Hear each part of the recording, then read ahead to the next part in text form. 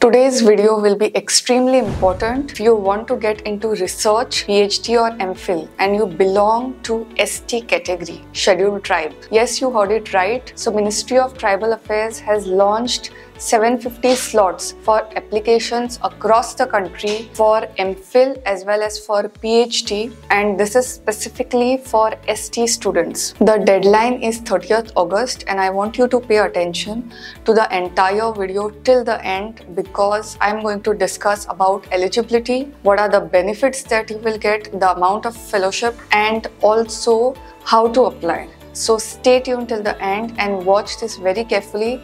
Get a notepad if required. So without further ado, let's begin. As I mentioned earlier, there are 750 slots which have opened for both the categories and there is no family income requirement, okay? Because some fellowships or some schemes, they require you to put in what is your family income and based on that, the applications are processed. For this one, there is no such criteria. I'm flashing the fellowship and contingency amounts on the screen. It's written over here. For MPhil, it's 25,000 and for PhD, it's 28,000. For contingency, it's 20,500 and 25,000 for science, engineering and technology. So here one thing to note is that this is what I don't like about the fellowship schemes. They are not updated. For PhD, the fellowship has increased to 37,000 and 42,000 across all disciplines. And unfortunately, as of now that I'm filming this, it's not reflecting on the website. The slots are open, everything, but it's not reflecting. Just be mindful that this will get changed and in future it will be 37k and 42k. The mandate has already come. It's only a thing of time that it will get updated on website. At least when the call for fellowship goes open, things should get updated on website. But anyways, so what is the eligibility? So you should have a master's degree along with 55% in your masters. Okay, these are the two criterias and the date of birth should not be before 1987.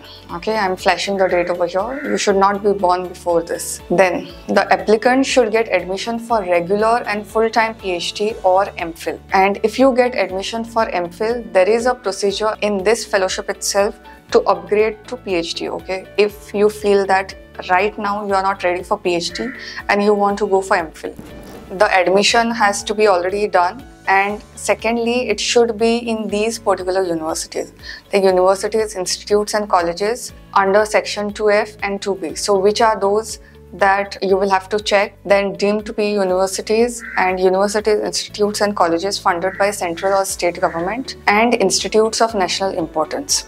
So you can just Google these things to see if the institute that you have taken admission to falls in these categories, or if you are thinking of taking admission to PhD and in your mind you are thinking of availing this particular fellowship, then you can just Google as to what kind of institution you might want to take admission to if this fellowship scheme is your priority. And if you have taken admission to PhD or integrated MPhil and PhD course, then you shouldn't have joined before 2019. Okay, I'm flashing the date over here.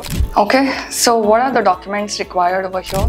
You need a profile photo, your date of birth proof, post-graduation mark sheet, your conversion factor formula certificate issued from your university in case your marks are in CGPA or SGPA. So this fellowship particularly relies in percentage or in total marks. Your ST certificate, important. PWD certificate, if there is any kind of disability, then something that will attest that, and PVTG certificate. Okay, there are some sections which are belonging to vulnerable tribal communities. So if you belong to one of that, then that certificate is also required.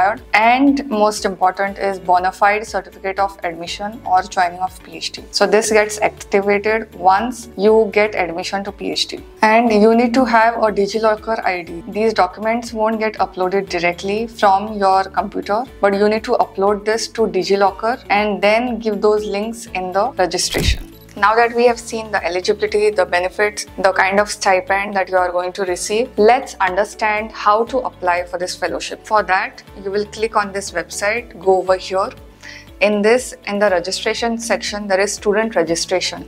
You are going to click on that and sign up for a new registration. After that, you will be sent a code and an email to the registered email ID, and from there your admission process begins. Just follow whatever instructions you get in the email and you'll be sorted as far as this fellowship scheme is concerned. One more thing I want to say, that if you get admission for MPhil, then for upgradation you will have an interview which will decide whether the upgradation is possible or no, and for that there will be external examiners, HODs required. So it's just like any UGC upgradation from JRF to SRF, something of that sort if you are familiar. All the details are there on the website. There is something called as FAQ section, so I'll leave the screen recording over here. That is also there on the website, so go through that and all the questions relating to this particular fellowship is going to be answered. Thirdly, if you belong to ST community, then there is this website where all the updates regarding fellowship schemes or whatever is there, that is put up. So you can keep a tab on this for future any kind of updates related to your community, whether it is research or something else. So I highly encourage ST students to apply for this fellowship. It's a good one, and with the revised emoluments, your future will be secured. So with that, it's a wrap. Till the next time. Bye.